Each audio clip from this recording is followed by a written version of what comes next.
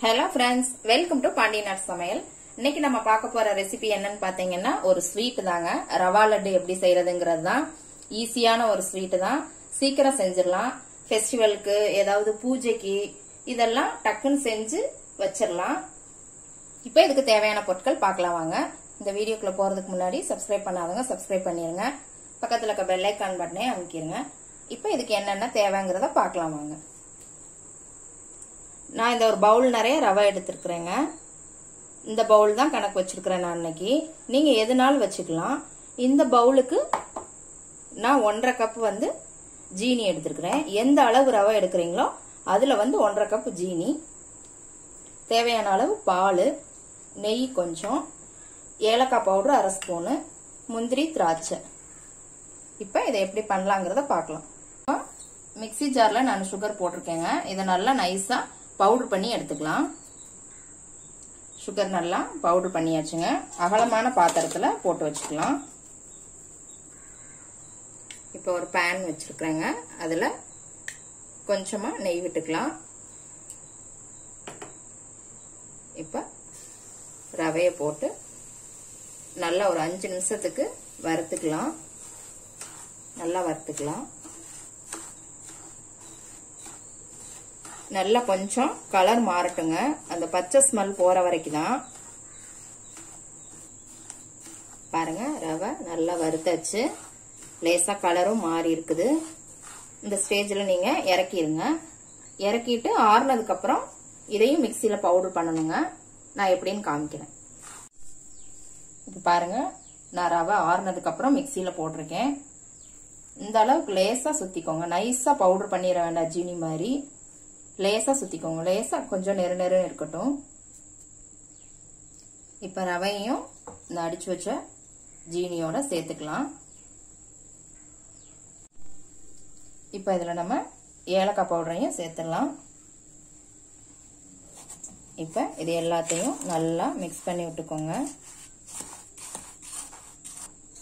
பாருங்க, இந்த மாதிரி நல்லா ஃபுல்லா மிக்ஸ் பண்ணி விட்டுக்கோங்க.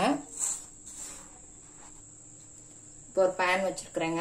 ஒரு பேன்ல நான் நெய் ஃபுல்லா விட்டுருக்கேங்க. இந்த கிண்ண அளவு ஃபுல்லா விட்டுட்டேன். ஒரு 6ல இருந்து 7 ஸ்பூன் பக்கம் இருக்கும். இப்போ இதுல முந்திரியை லேசா வறுத்துக்கலாம். இப்போ திராட்சையும் சேர்த்துக்கலாம். திராட்சையும் வறுபடும். அப்படியே கேஸ் ஆஃப் பண்ணிருங்க. இப்ப வறுத்து வச்ச முந்திரி, திராட்சை நெய்யோட அப்படியே இதுல எல்லாத்தையும் போட்டுக்கலாம். இப்ப எல்லாத்தையும் நம்ம நல்லா கலந்து விட்டுக்கலாம். கரண்டி வச்சு கலந்துக்கோங்க. நெய் ஊத்துனதுனால சூடா இருக்கும்.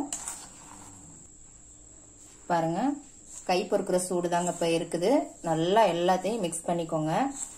நீங்க உருண்டை பிடிக்கிறதுக்கு வந்து பால் சேர்த்து உருண்டை பிடிக்காம கூட இருக்கலாம். நெய் ஃபுல்லுமே நெய் விட்டு இந்த மாதிரி பிடிக்கிற அளவு கூட இருக்கலாம். ஆனா ஃபுல்லுமே அதை நெய்யாதான் ஊத்தணும். பால் வந்து ஊத்துறது எதுக்குன்னா நல்லா டக்குன்னு இந்த மாதிரி பிடிக்கிறதுக்கு வரும். உதிரி ஆகாது இந்த மாதிரி. அதுக்காக தான் பால் சேர்க்கிறோம். நெய்யுமே நீங்க ஃபுல்லா விடணும்னா நிறைய விட்டு இந்த மாதிரி உருண்டை பிடிச்சுக்கலாம். இப்ப இதுல நம்ம கொஞ்சம் கொஞ்சமா பால் சேர்த்து பிசைஞ்சுக்கலாம். திரட்டுற அளவுக்கு வர்ற மாதிரி தான். உருண்டை பிடிக்கிற அளவுக்கு ஊத்திக்கலாம். பாருங்க, நல்லா மிக்ஸ் பண்ணியாச்சு. பால் இதுலயே என்ன மிச்சம் இருக்கு பாருங்க. பிடிக்கிற அளவுக்கு பார்த்துட்டு அதுக்கு தகுந்த மாதிரி சேர்த்துக்கோங்க. எனக்கு இதுவே மிச்சம் இருக்குது. பாருங்க, இப்ப நல்லா பிடிக்க வருது பாருங்க. பாருங்க, சூப்பரா பிடிக்க வருது. இது கொஞ்சம் ஒரு 1/2 மணி நேரம் இப்படியே வச்சுட்டோம் அப்படின்னா நல்லா இறுக்கிடும். இப்ப வந்து இப்படி உதிர்ற மாதிரி தான் இருக்கும். நமக்கு பிடிக்கிற அளவுக்கு பார்த்துக்கோங்க. இந்த மாதிரி பிடிக்கிற அளவுக்கு பார்த்துக்கோங்க. இந்த மாதிரி பிடிச்சு வச்சிடலாம். பால் ஊத்தாம கூட செய்யலாங்க. நீங்க பால் ஊத்துனீங்கன்னா ஸ்டோர் பண்ண முடியாது ரொம்ப நாளைக்கெல்லாம். இது ஒரு 4ல இருந்து 5 நாள் வரைக்கும் தான் சாப்பிடலாம். பால் ஊத்தாம நெய் மட்டும் சேர்த்து நீங்க பண்ணீங்கன்னா ஒரு 10-15 நாள் பக்கம் வச்சுக்கலாம். நீங்க உருட்டுற வந்து நல்லா டைட்டா அப்படி கைய அழுத்தி பிடிச்சீங்கன்னா உருண்டை நல்லா வருங்க. ஒவ்வொரு உருண்டையிலையும் இந்த மாதிரி முந்திரி, திராட்சை அப்படி சேர்த்து சேர்த்து இப்படி வச்சு திரட்டி வச்சீங்கன்னா எல்லாத்துலயுமே முந்திரி, திராட்சை ஒண்ணு மாதிரி வரும். இப்படி நல்லா அழுத்தி கைய வந்து நல்லா அழுத்தி பிடிச்சீங்கன்னா உங்களுக்கு சூப்பரா உருண்டை நின்றும். அவ்வளவுதாங்க. பாருங்க, பாருங்க சூப்பரா நான் பிடிச்சி வச்சுட்டேன், உருண்டை பிடிச்சி வச்சாச்சு. சூப்பரா வந்திருக்குது. ஈஸியானதுதாங்க. எப்படி எப்படி இருக்குன்னு செஞ்சு பாருங்க. செஞ்சு பார்த்துட்டு கமெண்ட்ல போடுங்க. லைக் பண்ணுங்க, ஷேர் பண்ணுங்க, சப்ஸ்கிரைப் பண்ணுங்க. கூடவே பெல் ஐகான் பட்டனை அமுக்குங்க. நாளைக்கு மறுபடியும் வேற ஒரு ரெசிபியோட சந்திக்கலாம் ஃப்ரெண்ட்ஸ். அன்போடு சமைத்து ஆனந்தமாய் உண்டு இன்பமாய் வாழுங்கள். வாழ்க வளமுடன்.